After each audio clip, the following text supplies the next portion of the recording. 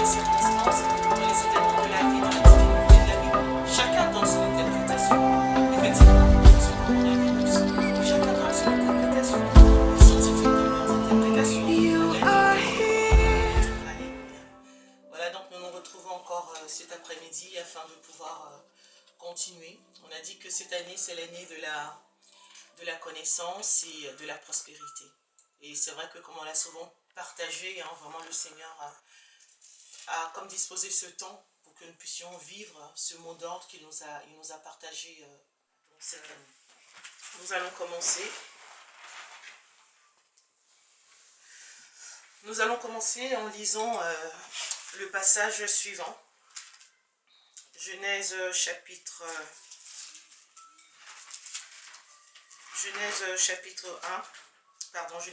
2, verset 15. Nous allons lire au nom de Jésus. L'Éternel Dieu prit l'homme et le plaça dans le jardin d'Éden pour le cultiver et pour le garder. L'Éternel Dieu donna cet ordre à l'homme. Tu pourras manger de tous les arbres du jardin, mais tu ne mangeras pas de l'arbre de la connaissance du bien et du mal, car le jour où tu en mangeras, tu mourras certainement. Alléluia. Voilà, ben nous sommes encore hein, dans un temps qui nous pousse encore à la réflexion, dans un temps qui nous pousse à nous sonder à la méditation. Et moi je bénis le Seigneur parce que vraiment à la Nouvelle Jérusalem, par la grâce de Dieu, on a toujours mis le doigt, on a toujours mis l'accent sur Dieu. On a toujours mis l'accent sur la volonté de Dieu. Donc, je ne sais pas ce qui se passe en ce moment, hein, je ne sais pas si ça se passe bien pendant ce confinement. Si pendant ce temps de confinement, vous arrivez vraiment à mettre en pratique tout ce qu'on a pu apprendre, que ce soit la Nouvelle Jérusalem ou que ce soit ce que Dieu a mis dans vos cœurs personnellement. Alléluia. Parce que vraiment, c'est le temps propice. Je remercie le Seigneur parce que, voilà, chacun de nous, je sais que nous avons notre cheminement avec le Seigneur. Et en début d'année, c'est comme si le Seigneur vraiment nous avait préparés. Je sais que tu t'en rappelles, après avoir donné le mot d'ordre, le Seigneur a mis sur le cœur de l'évangéliste Évora de partager la vie de Job, le livre de Job. Et quand on regarde vraiment ce livre, on a l'impression que c'est ce qu'on vit aujourd'hui. Job est passé par la maladie, Job est passé par une crise économique, Job est passé par une crise sociale, Job est même passé par une crise familiale. Parce que comme vous vous en souvenez souvent quand le pasteur nous parle du livre de Job, il met aussi l'accent sur la femme de Job. Donc voilà, Job est passé aussi par une vie, une crise sociale. Aujourd'hui, quand on regarde avec le coronavirus, c'est un peu ce qui se passe. Maintenant, dans cette situation, il est important de savoir comment réagir parce que c'est par rapport à la manière dont nous allons réagir que nous allons pouvoir sortir victorieux. Par rapport à cette crise du coronavirus, si on pose la question un peu à tout le monde, en demandant mais qu'est-ce qu'on cherche, qu'est-ce qu'on veut? Je suis sûre que tout le monde, que ce soit le bébé jusqu'au vieux, il va dire je recherche la paix. Il va dire je recherche la santé. Or le Seigneur nous a fait cette promesse. Quand il nous a donné le mot d'ordre à la Nouvelle Jérusalem, il a dit que cette année est l'année où il veut que nous puissions prospérer à tous égards et que nous soyons en bonne santé, comme prospère l'état de notre âme. Vous voyez, comme si, de manière prophétique, le Seigneur nous disait, attention, il y aura des moments de difficulté, mais moi, ma volonté, c'est que vous puissiez prospérer. De toutes les façons, comme nous venons de le voir dans le livre de Genèse, c'est la volonté de Dieu, c'est la volonté que Dieu a toujours souhaitée pour ses enfants. Mais malheureusement, en cours de chemin, on oublie certaines choses. Quelquefois, malheureusement, en cours de chemin, on se perd, on tombe un peu dans le train-train et on oublie l'essentiel. Et quand on oublie l'essentiel, on a tendance justement à poser des actions qui peuvent être à la longue un peu destructrices. Et donc, qu'est-ce que Dieu fait? Le Seigneur envoie, Dieu se fait entendre, Dieu réagit pour nous ramener à l'essentiel. Nous voyons donc dans le livre de Genèse une situation. Une situation où le Seigneur met les hommes dans le jardin d'Éden. Hein. Dieu place l'homme et la femme dans le jardin d'Éden. Il leur donne des ressources. Il leur donne une mission. Et il leur présente aussi un défi. Amen. Et c'est un peu sur ça que vraiment je vais un peu parler aujourd'hui. Hein. Je vais essayer vraiment de vous proposer de regarder un peu notre vie dans ces trois domaines-là. Parce qu'il est question de quoi? La question que le Seigneur voudrait qu'on puisse se poser, chacun d'entre nous, que ce soit le peuple de la Nouvelle-Jérusalem, que ce soit l'Église corps du Christ et même le monde, après la crise, comment nous allons vivre? Est-ce qu'après la crise, je vais te poser la question à toi personnellement, même si tu es en famille, à côté de ton frère, de ta soeur, à côté de ton mari ou de tes enfants ou tes parents, j'ai envie de te poser la question à toi personnellement, après la crise. Est-ce que tu vas continuer à vivre comme avant la crise ou est-ce que tu vas changer ton mode de vie? Certainement que tu vas dire, je vais changer mon mode de vie. Mais non, comment tu vas changer ton mode de vie? Dans quel sens? Quelle direction tu vas donner à ta vie? Et c'est un peu ce que tout le monde se pose comme question quand on allume la télévision, on voit les chefs d'État parler, on voit les chefs politiques parler. Tout le monde s'accorde pour dire ça. Que après le coronavirus, il va falloir qu'on tire des leçons. C'est là maintenant il y a tout le défi, frères et sœurs. Le défi de l'Église est celui-ci. Quelles sont les leçons que nous allons tirer? Et sur quelle base maintenant nous allons faire ce changement de vie après le coronavirus?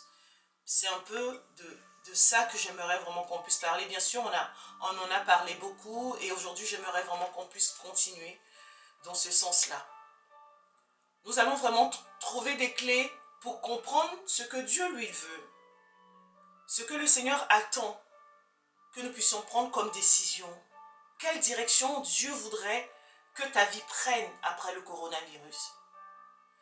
Et c'est dans ce sens-là que j'aimerais vraiment qu'on puisse voir justement comment Dieu a fait les choses dans le jardin d'Éden et ce qu'il fait dans l'Apocalypse. Vous savez, quand tout est passé et que le Seigneur crée un nouveau monde. On voit encore là le dessein de Dieu, la volonté de Dieu qu'il avait manifestée dans le jardin d'Éden. On voit que c'est cette même volonté qu'il manifeste dans le nouveau monde. Ce monde-là où nous vivrons avec lui, dans l'Apocalypse. Et cette volonté, elle tourne autour de trois axes principaux que moi j'ai relevés. C'est ce que je vous disais tout à l'heure.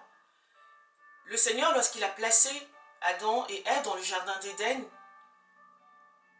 il a mis le doigt sur leurs besoins. Ensuite, il a mis le doigt sur leur mission. Et ensuite, il a mis le doigt sur leurs défis. Frères et sœurs, aujourd'hui, si on regarde bien, notre vie, elle tourne autour de ces trois axes. Nous avons des besoins, nous avons des défis et nous avons des responsabilités que j'appelle mission. Alléluia. Maintenant, dans le jardin d'Éden, qu'est-ce que Dieu a fait? La Bible nous dit qu'il a placé, hein, on ne le dit pas clairement, mais nous savons que dans le jardin d'Éden, il y avait deux arbres. Il y avait l'arbre de la connaissance du bien et du mal, que nous avons vu là dans Genèse chapitre 2, verset 15. Et il y avait l'arbre de la vie, parce que lorsque Dieu chasse Adam et Ève, il dit qu'il faut qu'on mette le chérubin pour ne pas qu'il revienne prendre à l'arbre de vie. Hein. Donc on le voit dans Genèse chapitre 3, verset 22. Dieu dit, l'Éternel Dieu dit, voici l'homme est devenu comme l'un de nous, pour la connaissance du bien et du mal. Empêchons-le maintenant d'avancer sa main, de prendre de l'arbre de vie, d'en manger et de vivre éternellement. Deux arbres. L'arbre de la connaissance du bien, l'arbre de la connaissance du mal, l'arbre de la connaissance du bien et du mal et l'arbre de la vie. Qu'est-ce qui se passe lorsque Dieu place l'homme dans le jardin d'Éden? Il dit, pour répondre à vos besoins, pour pouvoir mener à bien vos missions ou répondre à vos responsabilités, dans vos défis, il va falloir que vous vous appuyez sur l'un de ces deux arbres. Et le Seigneur dit très clairement, je ne veux pas que vous puissiez vous appuyer sur l'arbre de la connaissance du bien et du mal pour ces trois choses. frères et sœurs, le coronavirus, c'est quoi? On l'a déjà débattu, on l'a déjà dit. On a déjà dit que, vous savez, dans le livre de Deutéronome, chapitre 28, souvent on le lit, hein, Dieu nous parle de la bénédiction. Voici la bénédiction qui va suivre ceux qui auront cru, ceux qui vont marcher selon ma volonté, ceux qui vont marcher selon mes commandements. Et ensuite, il dit, voici aussi les malédictions qui vont suivre ceux qui ne vont pas marcher selon mes commandements.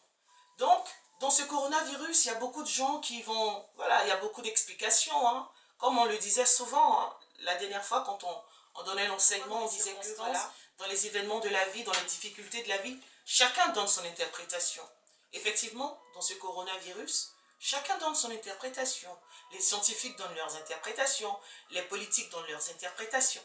Les hommes eux-mêmes donnent leurs interprétations et l'Église aussi donne son interprétation. Mais en réalité, dans toutes ces interprétations, il y a effectivement une vraie explication.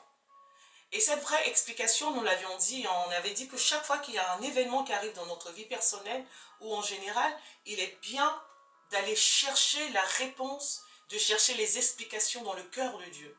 Or, nous savons que Dieu parle tantôt d'une manière ou d'une autre et nous parle dans sa parole aussi. Et effectivement, dans la parole, Dieu nous donne l'explication des maladies. Dieu nous dit pourquoi la maladie existe. Dieu nous dit pourquoi la pauvreté existe. Et cette réponse-là, elle est justement dans le livre de Deutéronome. Cette réponse-là, on la voit aussi dans la vie de Job. Alléluia.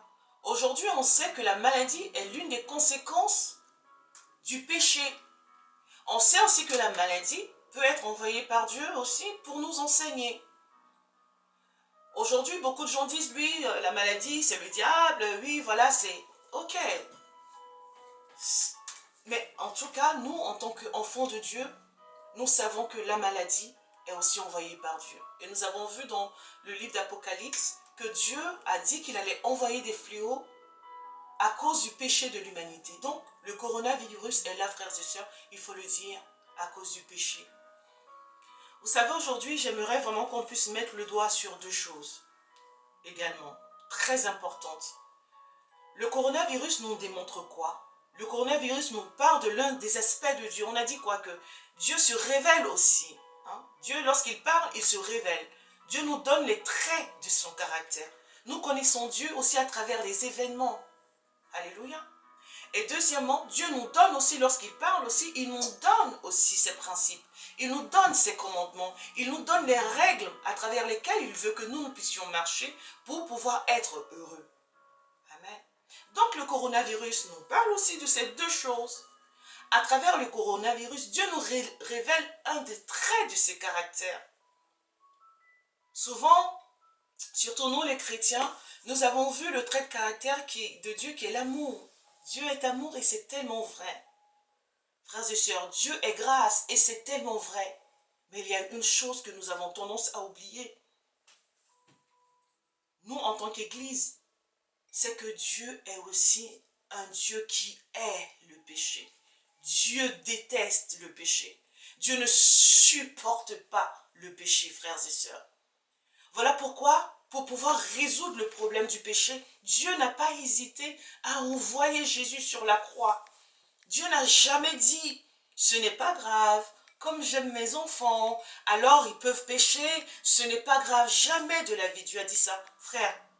L'un des traits de caractère que Dieu est en train de nous révéler en ce moment par le coronavirus, c'est qu'il déteste le péché. Non seulement il déteste le péché, mais il traite le péché très durement. Alléluia. Voilà pourquoi dans Deutéronome, il dit que si nous ne marchons pas selon ses commandements, c'est la malédiction qui poursuit. C'est la malédiction qui va nous poursuivre. Et dans cette malédiction, il y a la maladie, il y a la pauvreté, il y a la disette. Frère, il est important que nous nous en souvenions, frères et sœurs. Notre Dieu, qui nous aime tellement, notre Dieu qui est patient, est aussi un Dieu qui déteste le péché. Vraiment, j'insiste beaucoup là-dessus. Parce que de cette vérité aussi va découler les décisions que nous allons prendre. Comment nous allons continuer à vivre après le coronavirus, frère? Est-ce qu'en sortant du coronavirus, toi et moi, nous allons prendre conscience que, frère, il ne faut plus qu'on joue avec le péché? Ma sœur, est-ce que nous allons prendre conscience que en tant qu'Église de Dieu, en sortant de là, il sera important de marcher dans la sanctification, de rechercher la sanctification. Alléluia. Lorsque nous venons à Christ, nous ne sommes pas parfaits. Mais nous, lorsque nous venons à Christ, nous devons entamer une démarche de sanctification. Une démarche où nous commençons à traiter le péché dans notre vie. Dieu nous montre aujourd'hui, à l'église, à toi et à moi, Dieu est en train de te dire, je fais exprès de dire tu. Parce que dans cette histoire de coronavirus, nous avons tous notre responsabilité. On en avait un peu parlé le dimanche dernier, le pasteur l'avait abordé, on avait parlé par rapport au sujet de prière. Et aujourd'hui encore, le Seigneur insiste pour que nous puissions vraiment insister sur le message qu'il veut que nous, en tant qu'Église, toi personnellement, en tant que chrétien, tu puisses retenir de ce coronavirus. Ne nous laissons pas distraire, je vous dis la vérité. Cette semaine, j'ai envoyé un texte, hier ou avant-hier, sur le WhatsApp de l'église. Parce que le diable va chercher à nous détourner. Le diable va chercher à te distraire. Le diable va faire en sorte que toi, tu ne retiennes pas ce que Dieu veut que tu retiennes. Et tu sortiras de ce coronavirus et tu continueras ta vie comme avant. Mais si tu continues ta vie, je fais exprès de dire tu, si tu continues ta vie comme tu la vivais avant le coronavirus, mais tu vas obtenir les mêmes résultats dans tes besoins, dans tes défis et dans tes responsabilités. Dans nos besoins, dans nos défis et dans nos responsabilités, réellement, qu'est-ce que tu cherches? Qu'est-ce que nous cherchons réellement dans ta vie? Qu'est-ce que les hommes recherchent? C'est le bien-être, c'est le bonheur, c'est la paix. On veut se sentir bien dans nos besoins. On aimerait que nos besoins soient satisfaits. On aimerait réussir dans nos responsabilités. Lorsque nous sommes face à l'adversité, on aimerait avoir le dessus. On veut le succès dans toutes nos entreprises. On veut prospérer dans toutes nos entreprises. C'est ce qu'on recherche. Et le Seigneur nous le dit très clairement que pour réussir dans toutes nos entreprises, il est hors de question de se servir de l'art de la connaissance du bien et du mal. Donc lorsque je dis que Dieu a horreur du péché, le péché sur lequel nous allons mettre le doigt aujourd'hui, le grand péché que le Seigneur reproche à l'humanité et qui reproche aussi à ses enfants aujourd'hui, c'est le fait de se reposer sur l'arbre de la connaissance du bien et du mal pour nos besoins, pour nos défis et pour nos responsabilités.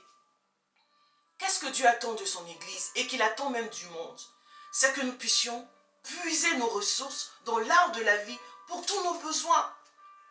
Ce que je suis en train de te dire aujourd'hui et que le Seigneur vraiment aimerait et que le Seigneur nous a demandé de vraiment, sur lequel Dieu nous a demandé d'insister, c'est que là aujourd'hui, pendant ce temps de confinement, tu puisses réaliser que Dieu veut que nous puissions changer quelque chose. C'est très bien. Franchement, je sais qu'il y a beaucoup d'efforts que nous faisons depuis que tu es chrétien. On va souligner les efforts que tu fais. Il y a beaucoup de choses que tu as abandonnées, il y a beaucoup de choses que tu as fait. Il y a eu des enseignements à la Nouvelle Jérusalem. Vraiment, nous bénissons Dieu parce que nous avons vu vraiment beaucoup de changements dans la vie de beaucoup de personnes. Mais là, le Seigneur te dit, progresse encore. Le message que le Seigneur te donne encore cet après-midi, c'est fais encore plus. Parce qu'il veut que tu aies encore plus de succès. Le Seigneur ne veut pas que tu trimes, c'est-à-dire de manière inutile, bien sûr. Il y a des épreuves que Dieu enverra. Mais frères, il y a des épreuves que nous pouvons éviter. Si nous marchons selon vraiment les commandements du Seigneur. Alors aujourd'hui, le Seigneur veut t'encourager à continuer encore à faire les efforts. Et l'effort qu'il veut vraiment, dans lequel il veut que tu continues encore, c'est l'effort de t'appuyer sur l'arbre de la connaissance, de la vie pour pouvoir vivre ta vie. Qu'est-ce que c'est que l'arbre de la vie? L'arbre de la vie, c'est tout simplement Jésus. L'arbre de la vie, c'est tout simplement le Saint-Esprit. Frère, le péché vraiment qui a emmené le monde où il est, le péché qui fait qu'aujourd'hui nous avons le coronavirus, c'est lorsque l'homme refuse de puiser sa source en Dieu. Et quand je dis l'homme, frères et sœurs, tu sais, là où tu es, pendant que tu me regardes, tu sais que même toi, il y a certains domaines dans ta vie aujourd'hui où tu ne puises pas ta force en Dieu. Alléluia. Quand on parle de péché, frères et sœurs, le vrai péché, la source du péché, La racine du péché qui exacerbe Dieu, qui fait que Dieu est dans tous ses états et qu'on dit que Dieu se met en colère et qu'il agit. Il envoie le désordre afin de pouvoir mettre de l'ordre intérieur. Alléluia. Quand nous sommes assaillis de toutes parts, lorsque dans notre chair on n'est pas bien, lorsque dans nos émotions on n'est pas bien, frère, c'est à ce moment-là maintenant qu'on se tourne vers le Seigneur et qu'on cherche la paix intérieure. Alléluia. Donc quelquefois Dieu envoie comme ça le désordre, il envoie la maladie, il frappe. Donc on a l'impression que tout est en désordre à l'extérieur, mais c'est parce qu'il veut de l'ordre intérieur. Il veut mettre de l'ordre dans ta morale. Amen. Et l'ordre que Dieu veut, et là vraiment encore j'insiste là-dessus, c'est que tu puisses tourner tes regards vers lui pour tes besoins. Quand on regarde bien, c'est ça la source de tous les problèmes. La source des échecs. La source des frustrations. La source du désordre émotionnel. C'est lorsque nous ne puisons pas nos ressources en Christ. Je vais vous donner des exemples bien concrets. Dans nos besoins, nous avons quoi comme besoin? Très concrètement, aujourd'hui, là, c'est quoi tes besoins? Réfléchis-toi personnellement où tu es. Tu as peut-être un besoin financier, tu as peut-être un besoin professionnel.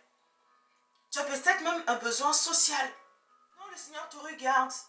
Est-ce que tu vas puiser ta source pour répondre à tes besoins dans l'arbre de la connaissance et du mal? Est-ce que tu vas user de la connaissance de l'arbre du bien et du mal? Est-ce que tu vas user de la connaissance ou des ressources charnelles? Est-ce que tu vas t'appuyer sur tes propres forces? Est-ce que tu vas t'appuyer sur les forces de l'État? Ou alors est-ce que tu vas t'appuyer sur Dieu pour répondre à tes besoins? Alléluia. Est-ce que tu vas commencer à réfléchir en te disant, ben moi je vais trouver la solution comme si, moi je vais trouver la solution comme ça pour mes besoins? Est-ce que tu vas commencer à rentrer dans des manipulations? Tu vas commencer à rentrer dans des astuces bizarres et mettre Dieu de côté en disant que oui, mais là, mais moi j'ai des besoins très concrets, hein, d'accord? Moi je veux bien qu'on me parle du spirituel, mais là c'est un besoin bien concret, là on est dans la vraie vie. Quelquefois c'est ça. Je suis dans la vraie vie là. Moi j'ai un besoin très concret et donc là moi j'ai besoin d'une solution très concrète. Donc là, à vrai dire, là, Dieu, ok, mais toi, tu es dans le ciel. Et donc, pour tel besoin, moi, je vais user de telle méthode. Tout le monde le fait. Attends, il faut arrêter, quoi, de commencer à dire Dieu, Dieu, Dieu. Là, on est dans la vie, dans la vraie vie. Donc, voilà, il y a des solutions très concrètes que le monde met à notre disposition. Moi, je vais aller chercher ces solutions très concrètes pour pouvoir répondre à mes besoins.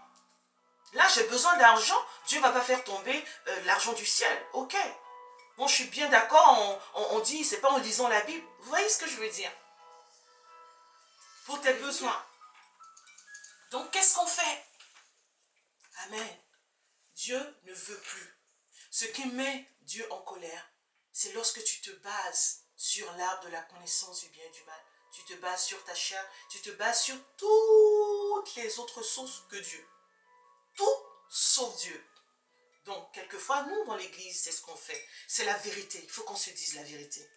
Frères et sœurs, avant le coronavirus, c'est comme ça que tu as marché. Amen. Dans certains domaines, je dis, tu, aujourd'hui, vraiment, je vais me permettre de te pointer du doigt, surtout que je ne te vois pas. Hein? Voilà, donc, vraiment, je vais prendre cette liberté-là, avec tout le respect que je te dois, avec tout l'amour que j'ai pour toi. Mais vraiment, je vais prendre cette liberté de te dire, tu. Je vais mettre l'accent sur toi, pour tes besoins. Avant le coronavirus, tu avais une certaine manière d'agir pour subvenir à tes besoins. Amen. Mais le Seigneur te regarde. Il espère que pendant ce temps de confinement, tu vas apprendre à te reposer sur lui. Tu vas apprendre à dépendre de lui pour tes besoins. Frères et sœurs, tous tes besoins. Tes besoins spirituels, tes besoins émotionnels, tes besoins physiques, tes besoins matériels, tes besoins sociaux. Tous tes besoins de couple, tes besoins avec tes parents, tes besoins avec ta famille. Frères et sœurs, quelquefois, on se trompe même. Hein? Même pour certains besoins émotionnels. On recherche, on veut être satisfait, on veut que nos émotions soient satisfaites et par nos enfants, on veut que nos besoins soient satisfaits par nos parents. par notre mari, nos attentes sont portées sur les êtres humains. Nos attentes sont portées sur les hommes. Bien sûr que Dieu a créé les liens sociaux. Bien sûr que Dieu a créé l'amitié. Bien sûr que Dieu a placé des parents. Il a placé le cadre familial, le cadre de... Bien sûr que c'est Dieu qui l'a placé. Mais attention, quand tu regardes ton prochain, c'est pas... Ne t'attends pas à ce que ce soit ton prochain qui...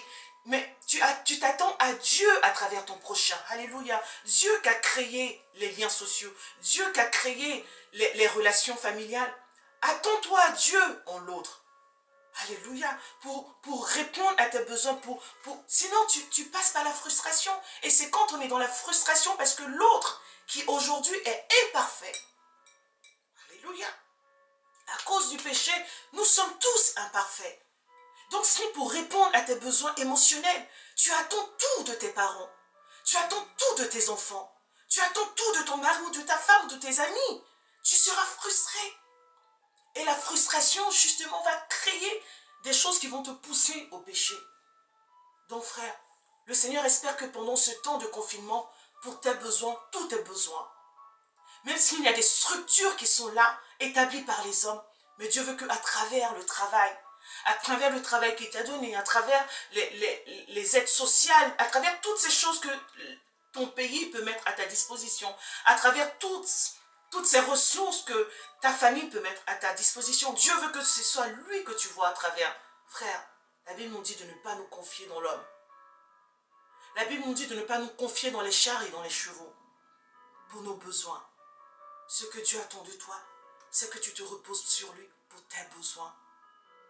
Alléluia. On prendra le temps de revenir là-dessus pour vraiment comprendre ce que ça veut dire que dépendre de Dieu. Amen. Mais vraiment aujourd'hui, je voudrais donner ces grandes lignes vraiment de réflexion, ces grandes lignes où nous allons vraiment comprendre que ce que Dieu attend de toi aujourd'hui, c'est que tu dépendes de lui. Donc, il veut que tu dépendes de lui pour tes besoins. Il veut aussi que tu dépendes de lui pour tes défis. Dieu ne veut pas que tu mettes ta confiance dans la connaissance du bien et du mal. Dieu ne veut pas que tu puisses tes sources dans l'arbre de la connaissance du bien et du mal. C'est ça le péché. C'est ça le plus grand péché que Dieu a en horreur. C'est ça que le Seigneur reproche à son Église aujourd'hui. Il te reproche à toi, il reproche au monde. C'est pour ça qu'il y a le coronavirus. C'est pour ça qu'il y a ces maladies. Le coronavirus qui a emmené avec lui les crises. Toutes ces crises-là. C'est parce que le monde refuse de reconnaître Dieu dans ses voies. C'est parce que le monde s'appuie sur l'arbre de la connaissance du bien et du mal. On a rejeté Dieu. C'est ça le plus grand péché que Dieu nous reproche. Et c'est sur ça que le Seigneur voudrait que tu réfléchisses. Je t'en supplie de tout mon cœur, de toute ma force. Nous sommes dans un monde réel. Et dans cette réalité, Dieu fait partie de cette réalité. Le monde voudra nous tromper. Le diable voudra nous détourner. Le diable va tout faire. Il va faire en sorte que la réalité de Dieu ne soit plus là. Frère, pourtant, Dieu est réel. Les besoins de Dieu sont réels. La volonté de Dieu est réelle. Et c'est elle qui conduit ce monde. Qu'on le veuille ou pas, Dieu est réel, frères et sœurs. La mort est réelle. La vie après la mort est réelle. L'éternité est réelle. Ce sont des réalités. Le diable veut nous distraire, frères et sœurs.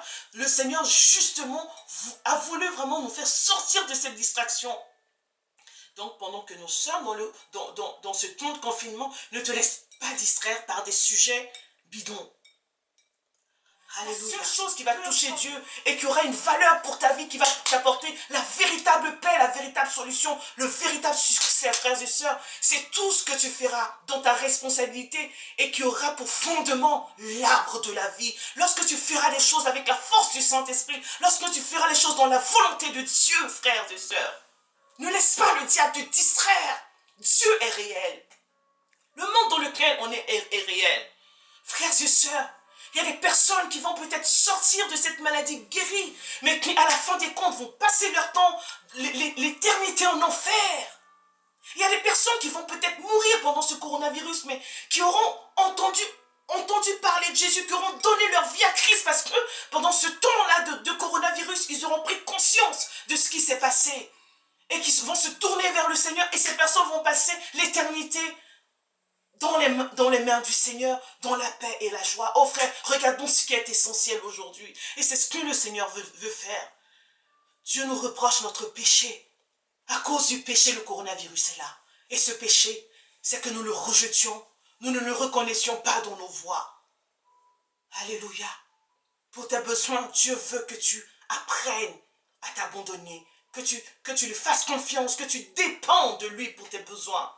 Dieu veut que tu dépendes de lui pour tes responsabilités. Parce que frère, nous l'avons vu dans Corinthiens, quel que soit ce que tu peux faire, si la source c'est l'arbre de la connaissance du bien et du mal, si la source c'est tes propres forces, si la source c'est le diable, je ne sais pas comment le dire, cela ne sert à rien, ça ne vaut rien pour Dieu. Et même pour la vie des gens, on dit, ce sont les bénédictions de l'Éternel qui enrichissent. Et elles ne se font suivre d'aucun chagrin. Alléluia. Oh frère, le Seigneur veut ramener notre cœur. Il veut ramener ton cœur à l'essentiel. Dieu a besoin de toi. Dieu a besoin de ton cœur. Dieu a besoin de tes mains. Dieu a besoin de ton être tout entier, ton esprit, ton âme et ton corps pour pouvoir diffuser. Alléluia. Pour que vraiment tu puisses porter les fruits de l'arbre de la vie, afin que lorsque les âmes viendront cueillir de ce fruit-là, ils aient la vie, la véritable vie. La paix que Christ nous donne. Amen. Alors ne nous laissons pas distraire. Ne nous laissons pas distraire. Ne recherchons pas les solutions, ne regardons pas ce que le monde est en train de faire. Il y a une vérité qui est plus réelle que ce que nous sommes en train de voir. C'est la réalité de Dieu, c'est la réalité de Christ. Pour nos défis également, frères et sœurs. Oh, combien de fois nous avons des défis, je ne sais même pas quel défi tu es en train d'affronter aujourd'hui. C'est quoi? Qu'est-ce qu'on peut mettre dans les défis? Il y a les tentations. Dans les défis aussi, c'est quelquefois des injustices que tu subis. Dans ces injustices-là, comment tu les résous? Dans tes tentations, sur quoi tu t'appuies pour pouvoir t'en sortir? Est-ce que tu t'appuies sur l'arbre de la connaissance du bien et du mal? Est-ce que tu t'appuies sur tes propres forces? Ah là, moi, là, franchement, Dieu ne va pas descendre pour... Là, il va falloir que je règle mes affaires. Là, il va falloir que je dise la vérité. Il va falloir que je règle mes comptes. Dans ces défis, sur qui tu te bases? Sur qui tu comptes? Sur Jésus ou sur toi-même? Parce que c'est ce que le diable a fait. Le diable détourne notre attention de Dieu et dit, toi, tu es capable. Et c'est ça un peu le piège aussi pour l'Église de Dieu. Vous savez, l'Église de Dieu, quelquefois, on n'arrive pas à faire cette différence entre la frontière entre le moi spirituel et le moi charnel. Alléluia. Le moi spirituel qui puise sa force dans le Saint-Esprit et le moi charnel qui est en nous, qui puise sa force dans ce qui n'est pas de Dieu. Alléluia. Aujourd'hui, vraiment, le Seigneur veut qu'on se concentre et qu'on revienne à l'essentiel. Dieu veut que tu reviennes à l'essentiel. En sortant du coronavirus, est-ce que tu vas continuer ta vie comme avant? Ou alors est-ce que tu vas changer de direction? Alléluia. Est-ce que désormais tu vas t'appuyer sur Dieu? Tu vas t'appuyer sur le Saint-Esprit pour tes besoins, pour tes défis, pour tes responsabilités? Ou alors tu vas continuer à compter sur toi? Tu vas continuer à faire les choses comme toi tu l'entends, comme toi tu le penses, comme toi tu le veux. Alléluia.